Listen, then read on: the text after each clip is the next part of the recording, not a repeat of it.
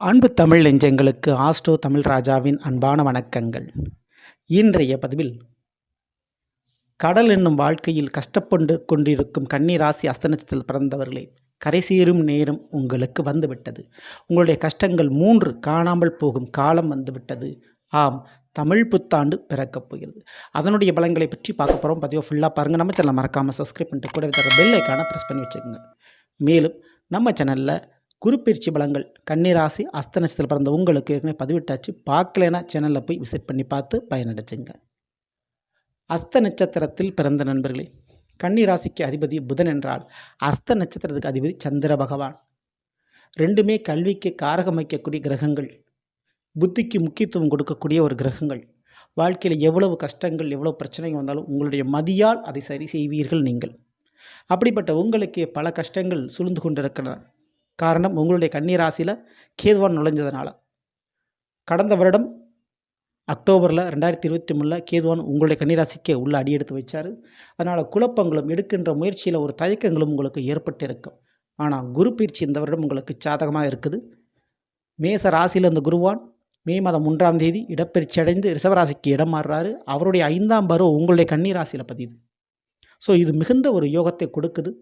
அதன் வழியில் உங்களுக்கு 3 கஷ்டங்கள் காணாமல் போகுது. அதில் முதலாவது குழந்தை பாக்கியம் இல்லைன்னு ஒரு பிரச்சனை. அந்த குழந்தை பாக்கிய பிரச்சனை சரியாகும், குழந்தை பாக்கியம் கிடைக்கும்.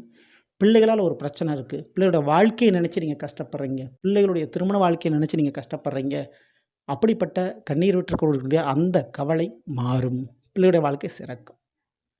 இதற்கப்புறம் முக்கியமாக தங்க நகை சம்பந்தமான பிரச்சனை காணாமல் போச்சு, நகை திருடு போச்சு, நகை தொலைஞ்சு போச்சு, டேமேஜ் ஆச்சு, இப்படி நகை சம்பந்தமான பிரச்சனை, வண்டி வாகன சம்பந்தமான பிரச்சனை சரியாகும். ஓகேங்களா? 2வது கஷ்டங்கள் என்று எடுத்துக்கொண்டா சகோதர சகோதரிகளால் ஏற்பட்ட பிரச்சனை சங்கட்டம் நிச்சயமான முறையில் மாறும்.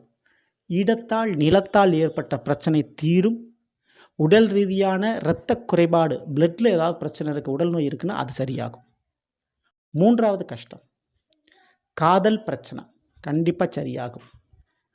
படிக்கணும், எக்ஸ்ட்ரா படிக்கணும்னு ஆசைப்படுறவங்க படிக்கின்ற யோக அமைப்பு ஏற்படும். ஸோ அஸ்த நட்சத்திரம் பிறந்தவங்களுக்கு புதிய படிப்பும் புதிய கலைகளை கற்றுக்கொள்ளக்கூடிய வாய்ப்பும் பிறந்திருக்கிறது. அந்த வாய்ப்புகளை நீங்கள் சரியாக பயன்படுத்திக்கங்க. படிப்பில் ஏதாவது பிரச்சனை தான், அந்த பிரச்சனை சரியாகும். தெய்வ வழிபாடுகள் உங்களுக்கு கிடைக்கக்கூடிய கௌரவம் மற்றும் பிரச்சனைகளில் இருக்கக்கூடிய சங்கடங்கள் தீரும். ஸோ இதுக்கு யோகா வாய்ப்பு நிறையா இருக்குது. மேலும் இந்த தமிழ் புத்தாண்டு என்பது சுபகிருது வருடம் முடிந்து குரோதி வருடம் பிறந்திருக்குது. குரோதி வருடம்னா பகைக்கேடுன்னு சொல்லுவாங்க. ஸோ அப்படிப்பட்ட பகைக்கேடு, அதாவது பகை, எதிரி, கடன், நோய், இது அனைத்தையும் தீர்க்கக்கூடிய வருடம் இது. அதனுடைய அடிப்படையில் கன்னிராசி அஸ்தனத்தில் பிறந்த உங்களுக்கு உடல் நோய் பிரச்சனையில் தோல் நோய் பிரச்சனை கண்டிப்பாக சரியாயிரும், பயப்பட வேண்டாம். கடன் பிரச்சனை, வேலையில் வாங்கிய கடன், வீட்டுக்கு கடன் பிரச்சனை குறையும். எதிரிகள் பிரச்சனை, நண்பர்களாலும் பணம் கொடுக்கல் வாங்கல் பார்ட்னர்ஷிப்னாலும் பிரச்சனை ஏற்பட்டுச்சா, அது சமமாக இருக்கக்கூடிய எதிரிகள் பிரச்சனை. ஸோ இதுக்கு வாய்ப்பு நிறையா இருக்குது. மேலும் இந்த தமிழ் புத்தாண்டில் நீங்கள் வணங்க வேண்டிய தெய்வம் என்று பார்த்தால் ஜீவ சமாதி வழிபாடு அதிகமாக பண்ணுங்கள், விநாயகர் வழிபாடு அதிகமாக பண்ணுங்கள், உங்களுக்கு நல்லது நடக்கும். இந்த பதிவு பிடிச்சிருந்தால் லைக் பண்ணுங்கள், மற்ற நண்பருக்கு ஷேர் பண்ணுங்கள், மறக்காமல் நம்ம சேனலை சப்ஸ்கிரைப் பண்ணி வச்சுங்க. அடுத்த சந்திப்போம். நன்றி, வணக்கம். அன்பு தமிழ் நெஞ்சங்களுக்கு ஆஸ்ட்ரோ தமிழ் ராஜாவின் அன்பான வணக்கங்கள்.